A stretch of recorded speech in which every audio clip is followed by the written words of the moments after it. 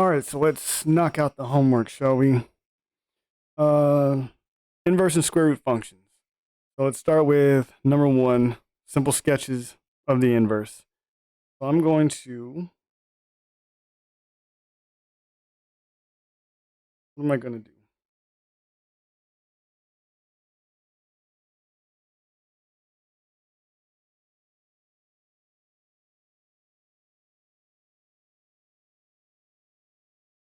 All right, simple sketches. Let's pick a couple points.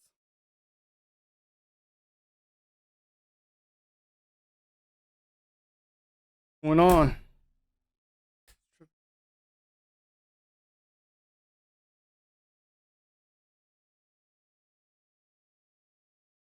All right, so we'll pick a couple points. This will be 1, 1, 1, negative 1.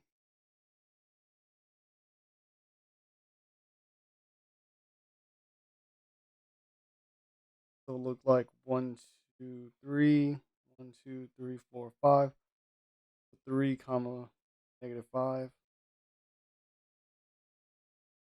Like 0, comma 1. Call this negative 1, 3. All right. If we switch x's with y, we're going to get 3, negative 1, 1, comma 0, negative 1, 1, and negative 5, 3. And we'll just plot these and connect the points. So this will be 3, negative 1.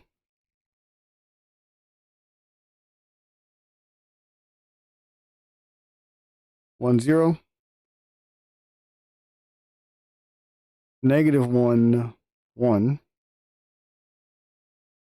and negative 5, 3. Okay. So this is going to look like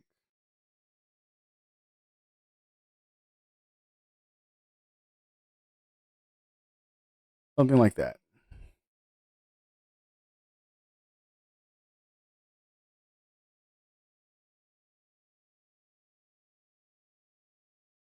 Okay, this one's a little funnier.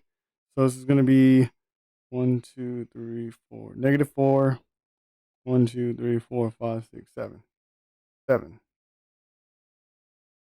Here we have negative 1, 0. This is going to be 3, comma, negative 5.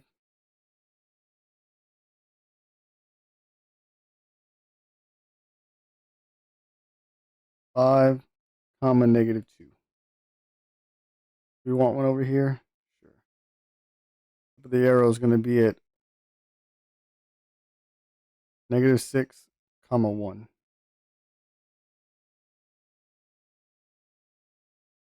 Okay, we'll reverse all of these points. So we'll call it 1, comma, negative 6, 7, comma, negative 4, 0, comma, negative 1, 3, negative 5, comma 3, negative 2, comma 5. So 1, negative 6. 1, negative 6, 7, negative 4,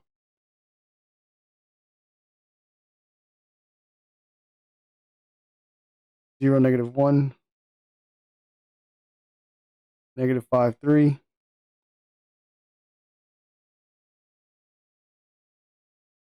and negative 2, 5.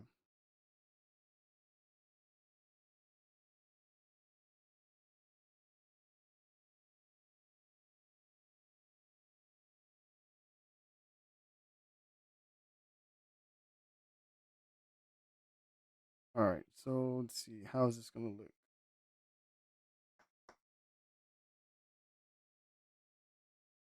So 1, negative 6, the tip of the arrow, right? So this is going to be tip of the arrow here.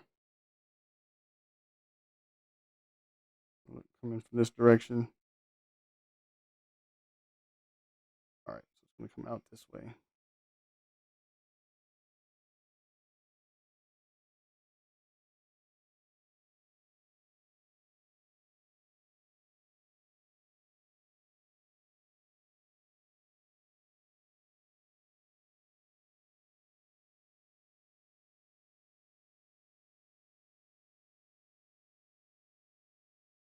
Something like this. It looks about right.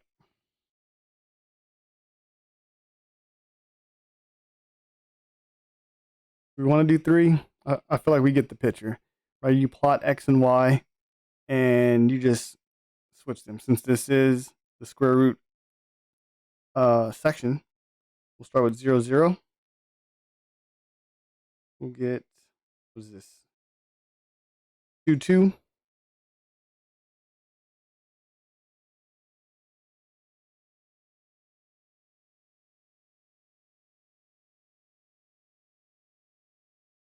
5, 3.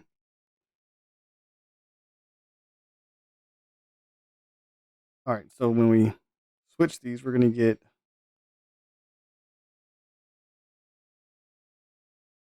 well, 2, 2 is just 2, 2 when you switch X with Y. But then 3, 5.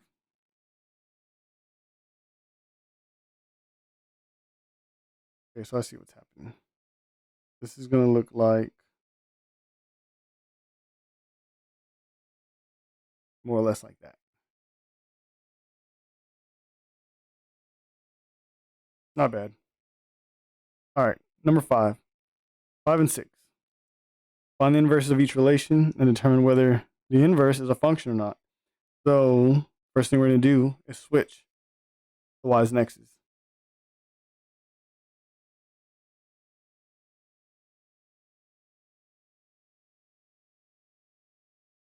Okay, there's the inverse. Now, do any of the x's repeat? No, it doesn't. So that means it is a function. Number 6. This would be switching the x's and y's. 2, 2, 4, 3, 2, 5, 4, negative 3. All right, do any of the x's repeat? Yeah, they do. So that means this is not a function. The inverse is not a function. All right, find the inverse algebraically. All right, first I'm going to do is switch f of x to y. Then I'm going to swap x with y. And then solve for x. Multiply both sides by 3.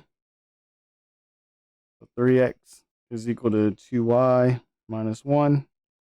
Add 1 to both sides. Divide both sides by 2. And then change y to f inverse is equal to 3x plus 1 over 2.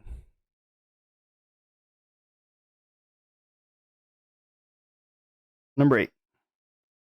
All right, step 1's already done. F of x is y, so that's cool. I'm going to swap every x and y. Now I got to get y by itself. Subtract 5 from both sides. So x minus 5, y minus 2 squared. I need to get rid of the square by taking the square root of both sides. Anytime I bring the square root to the table, we have to put a plus or minus. So y minus 2 is equal to plus or minus square root x minus 5. Add 2 to both sides. So y is equal to 2 plus or minus root x minus 5. So f inverse 2 plus or minus root x minus 5. Nope.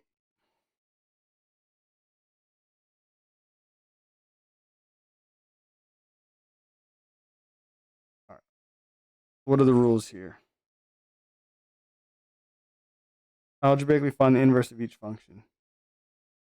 I guess we're doing the same thing. All right, so let's keep it going.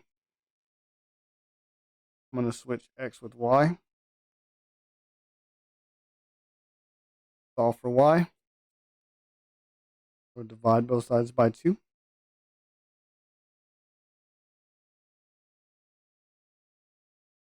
Get to the square root by squaring both sides. Square the top, square the bottom.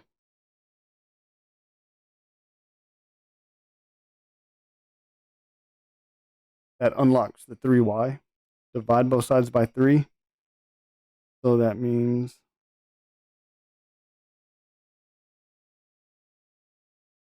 the y, or f inverse, is equal to x squared over 12. When you divide both sides by 3, that's just putting 3 in the denominator on the left. All right, number 10. Switching x and y. This is easy. This is going to be minus 3, x minus 3 is equal to y squared. Again, I got to take a square root to isolate the y, plus or minus. So y, or simply f inverse, is equal to plus or minus root x minus 3.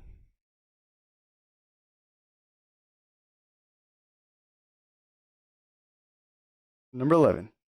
Switching x and y, we get x is equal to negative y minus 3. I'm going to multiply both sides by a negative 1. So negative x is equal to root y minus 3. I'm going to square both sides.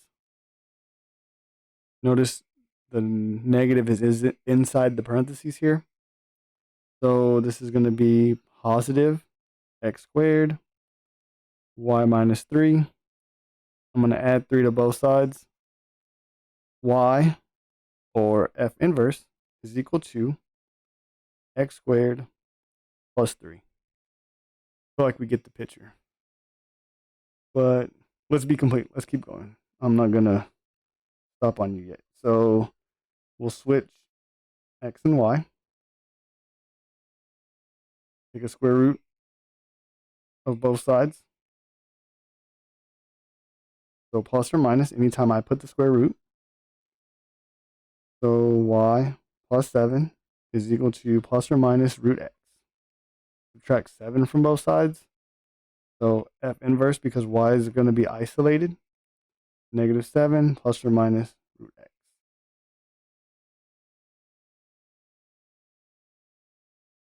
I feel like I'm flying through these.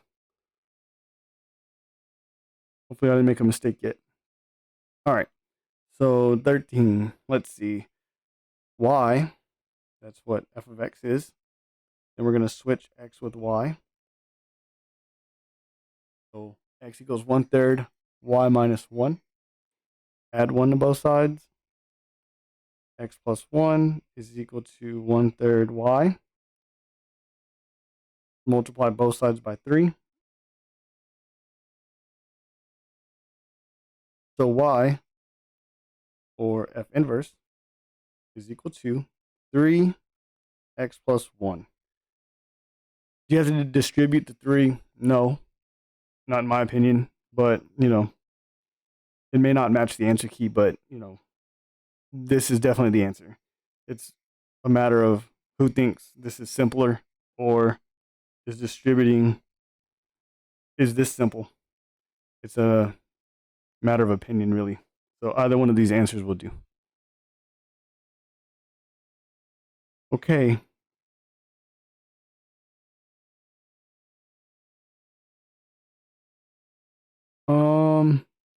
Switch x and y.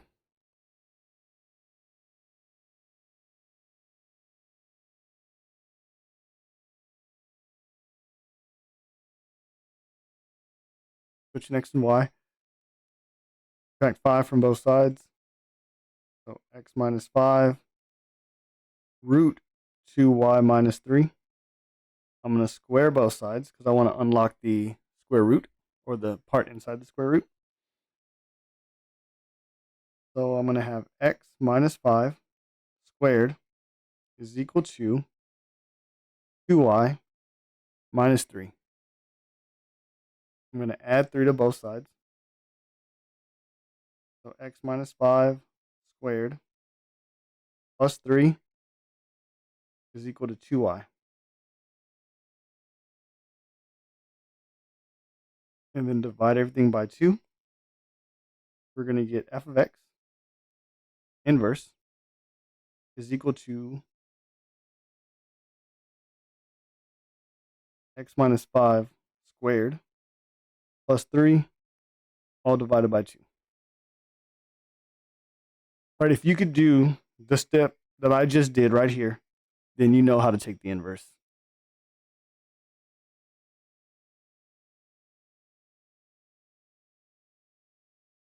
All right, graph the function, then state the domain and range. So 1/2 square root of x. All right, I know that the parent function for the square root of x starts at 0, 0 and goes like this. The 1/2 is going to vertically shrink this thing, I believe. So let's see. If we make a t-chart, so 1/2 root x, and then y will be the output. 0, 0. That's definitely a point. When x is 1, we're going to have 1/2, so 0.5. So when x is 1, 0.5. When x is 4, so square root of 4 is 2, divided by 2, right? Because essentially times 1/2 is 1. It's going to be 1.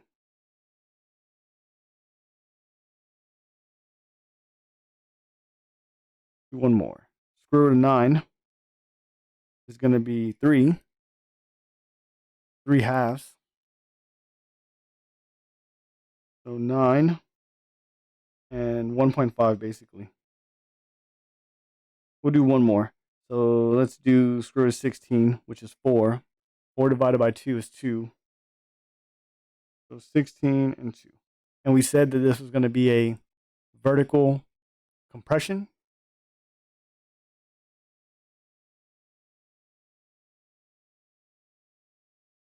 So it basically took the parent function and pushed it down. Like it's compressing it.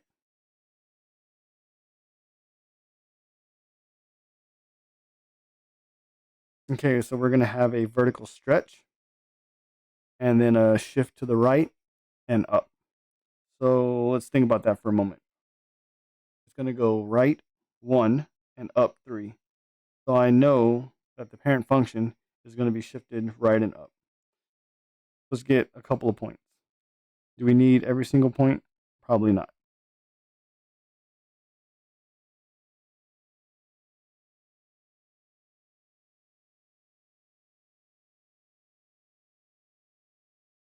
So 2, when x is 2, 2 minus 1 is 1. Square root of 1 is 1. 2 is 2, plus 3 is 5. So when x is 2, y is 5. Do 10. Right, 10 minus 1 is 9. Square root of 9 is 3. Times 2 is 6. Plus 3 is 9. So when x is 10, y is 9. All right, y is 9. So then this is going to look like that. Let's backtrack to 15 real quick because I realized we didn't talk about the domain and range. So the domain for this is going to start at 0. Write the x values. It's going to start at 0. Bracket because we include it. And it's going to go towards infinity. The range is going to start at 0. Bracket. And it's going to go towards infinity as well, right? It's going to go up.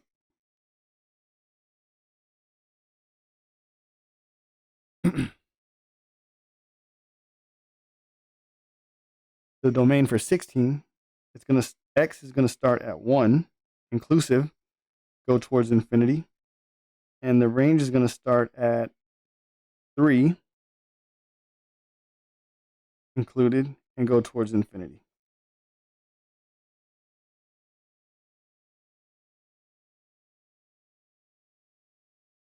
All right, 17 is going to be reflected across the y-axis.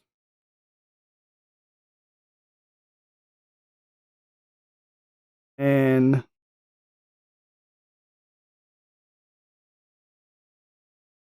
actually, it's going to be across the x-axis. So let's make a t-chart and just confirm. So this is -6 root x and y.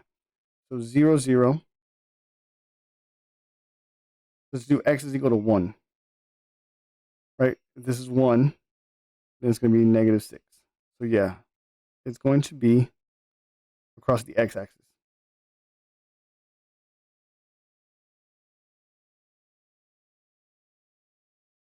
About 4. When x is 4, it's going to get really big, really fast. So 2 times 6, -6 is -12. So 4, -12. 10, 11, 12. It's going to look like something like that. All right. The domain is going to be 0 included towards infinity, right? Because it's going to go towards the right in terms of x. Range is going to start at 0 and go down towards negative infinity. So in fact, negative infinity is going to be on the left because 0 is bigger than negative infinity.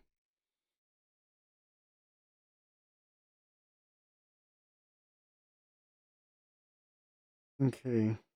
18. So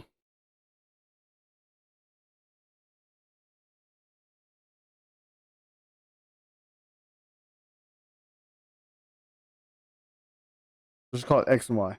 So when x is 5, well, okay, so first off, let's check it out. So it's going to start where? It's going to be the parent function is going to be shifted to the right 5 and then up 1.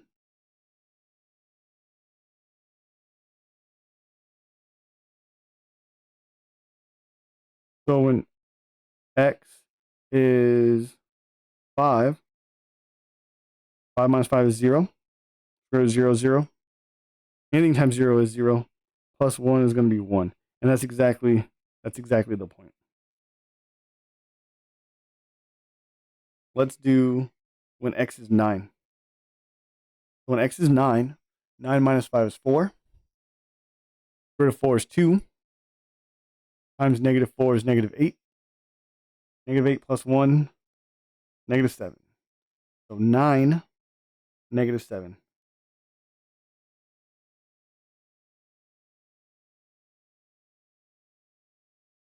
Let's do one more.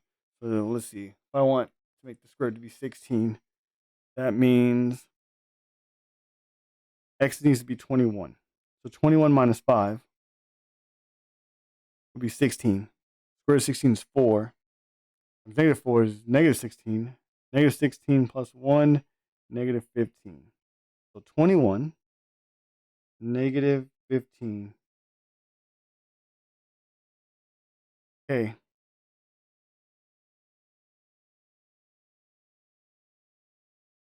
So the domain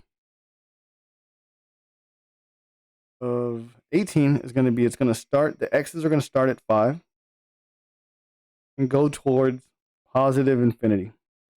The range is going to go towards negative infinity. So negative infinity on the left. And then the highest or greatest value is going to be 1 included.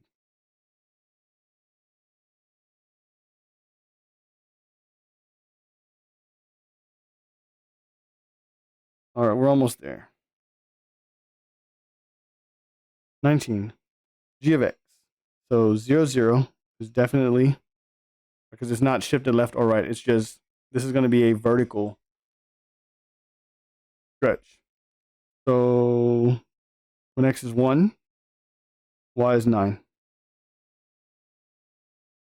When x is 4, y is going to be 18. So 4, 15, 16, 17, 18.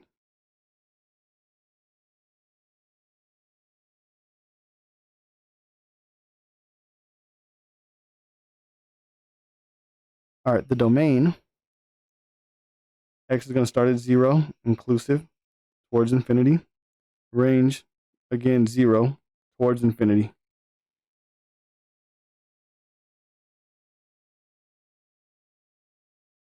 All right, number 20.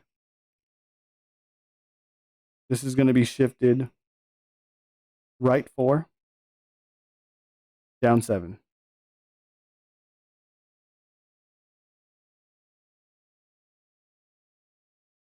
All right, let's see when x is 5. When x is 5, so 5 minus 1 is 4. No, 5 minus 4 is 1. So negative 1 minus 7, negative 8. So when x is 5, it's going to be, y is negative 8. All right, so it's going to start and it's going to go down like this. So let's do, I want 16 to come out. So that means 20. When x is 20, 20 minus 4, 16. Screw that is 4. So negative 4 minus 7.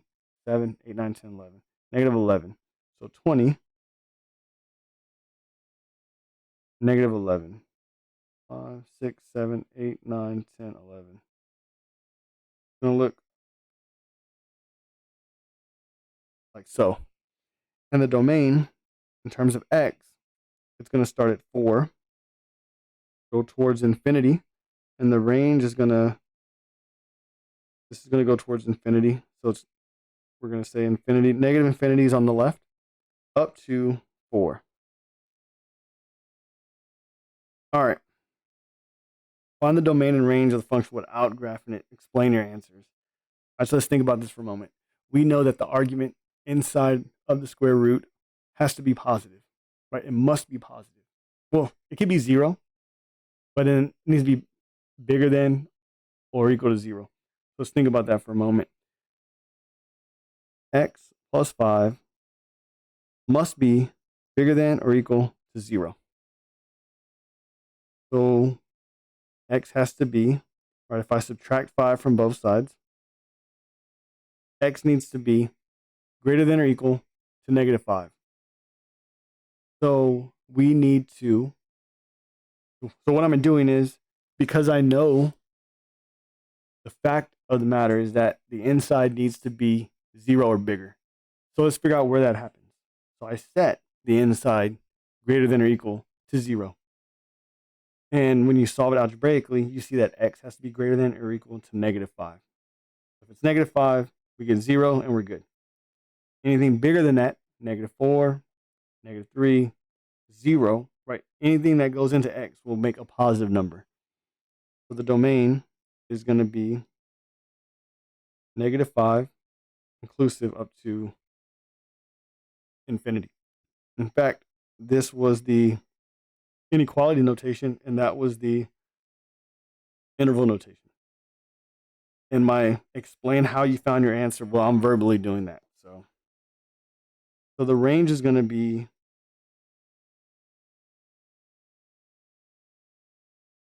0, because the smallest number is going to go in, and that's going to make 0. So it's going to be 0 inclusive up to infinity. All right, so let's look at the next one. So at the end of the day, x, the part inside the square root, must be 0 or bigger, cannot be negative. So that means x has to be greater than or equal to 0. And that is the domain, right? That is the domain. So 0 bracket to infinity. Now when I plug in 0, This is going to be 0. So it's going to be -4, right? So it's going to start at -4. Actually, is it going to be, is it going to go up to -4 or is it going to be down to -4? I feel like it's going to look like basically like number 20. How it's because of the negative, so it's going to be reflected downward. So this is going to be negative infinity, -4. I know it said to do it without brackets, but we know that it's going to start at 0, -4, and then it's going to go down because of this negative right here. So it starts at 0, -4, and then it goes down because it's negative. It's reflected. That's why it's negative infinity. All right. So hopefully you can follow along. I'll see you guys later.